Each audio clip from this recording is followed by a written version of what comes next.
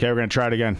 Western Pizza Guest Hotline, take 2 with Jerry. Sorry about that. Hey, it's our cell service, right? Maybe it is the weather out there. Yeah, you kind of broke up there. Like, are things progressing as per usual for you in the front office?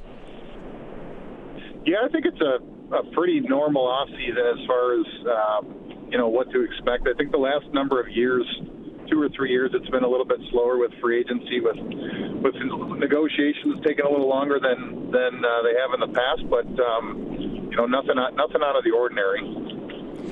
Hey, J.O., with an extended list, it's kind of become the norm around the league now with the short-term contracts, but without giving away anything, any insights or anything like that, how does you and your staff sort of prepare or work through that list? Does it start with priority guys? Does it work off a financial kind of basis? Does it work off positional?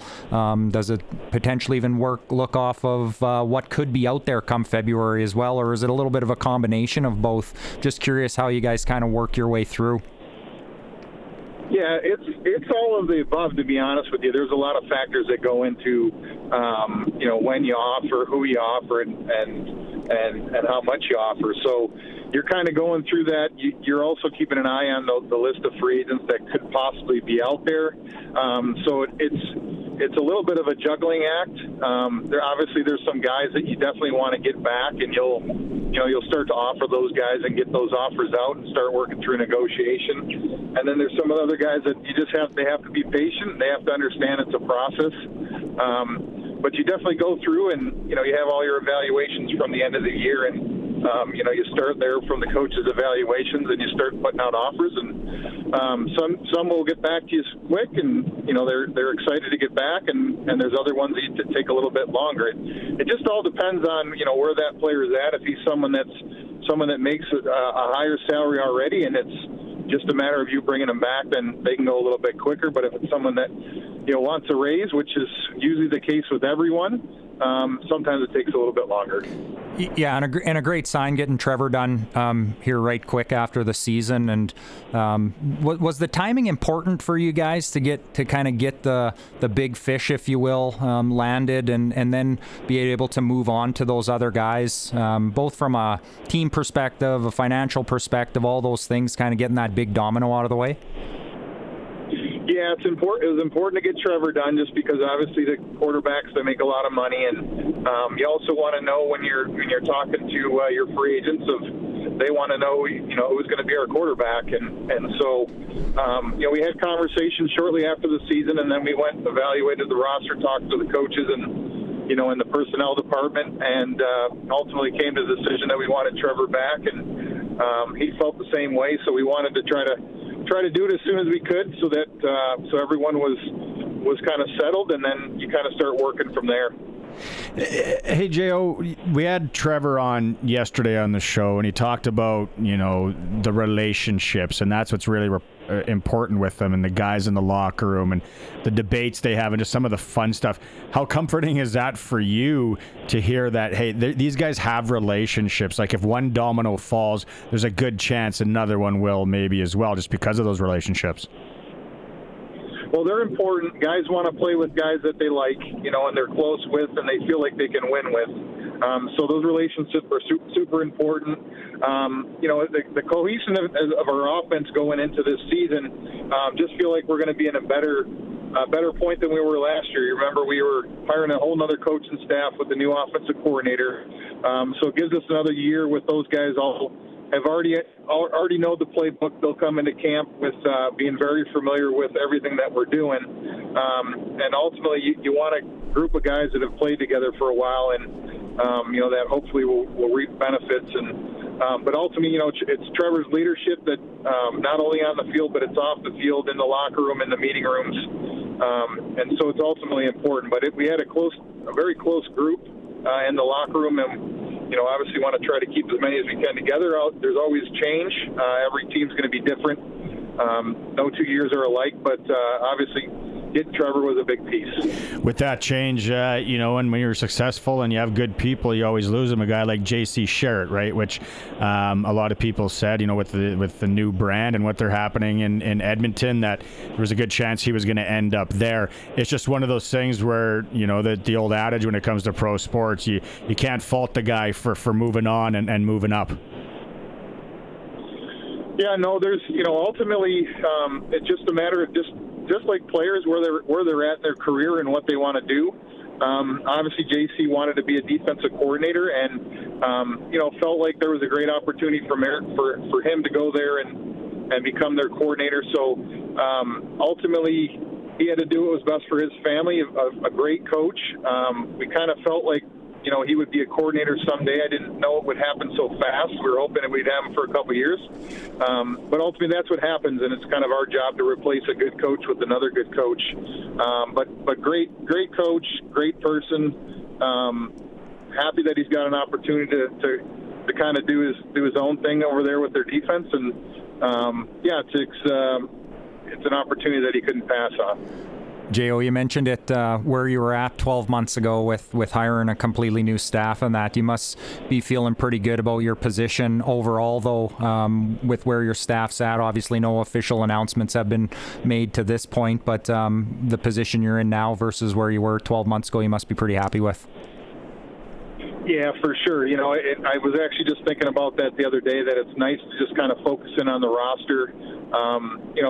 Got through most of the coaching stuff, and obviously there's still a little bit of juggling that's happened with coaching staffs, but we feel like we're in a really good position. I feel like the majority of our staff will be back and working through that now, but feel real good about that. It's another important step before you start trying to re-sign your guys, making sure that they know who's going to be their positional coach, their coordinators, and all that has to be in place because it's questions that come up. But feel really good about it. It is nice to have the staff in place and not have to worry about, hiring too many guys at this time of the year. This year in this offseason, is there, for me, when I look at it, I feel like there's like a surplus league-wide of maybe quarterbacks that are unsigned. Is there anything league-wise where it's maybe an anomaly this year, different than other years at a certain position? I wouldn't say that. I would say that every year there's, since, the last 4 or 5 years, there's been a large number of players that have hit free agency. This year's no exception. You look at most teams, they're at, right around 30 free agents. So if you put that all together, you're looking at 200 free agents across the league, and it's pretty spaced out. We break it down by position.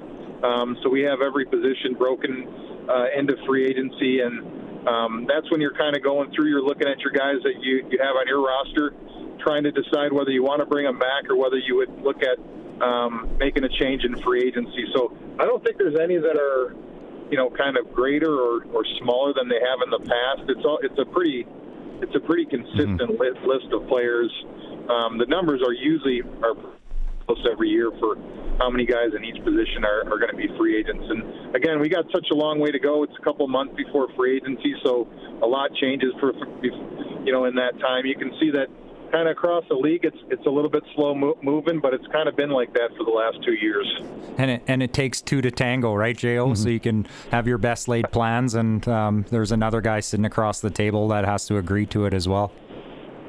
It does. There's a lot of work that goes on behind the scenes with the agents, both ways. The agents are trying to trying to see if there's a situation that's better for the player or whether he feels it's a good situation. And then there's ultimately the biggest thing is just the financial discussions, right? So, like I said, there's not many guys that come up and say, "Hey, I'll take a pay cut." It's quite the opposite.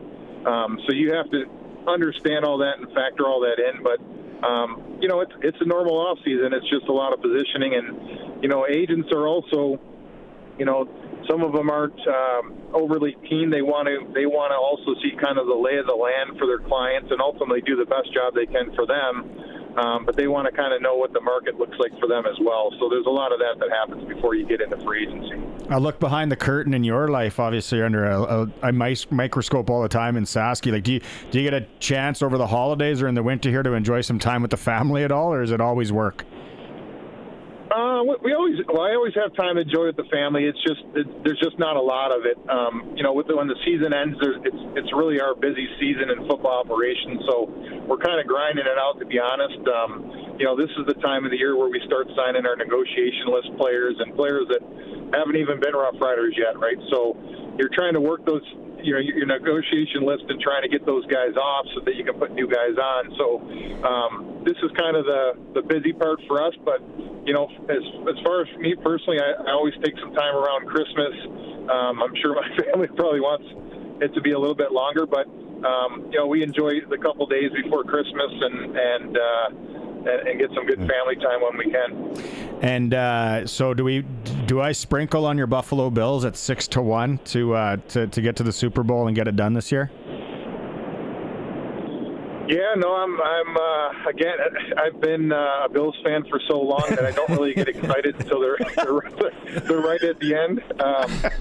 But too many scars, AJO. I don't like to uncover the scars until they're well into it. But certainly root for them.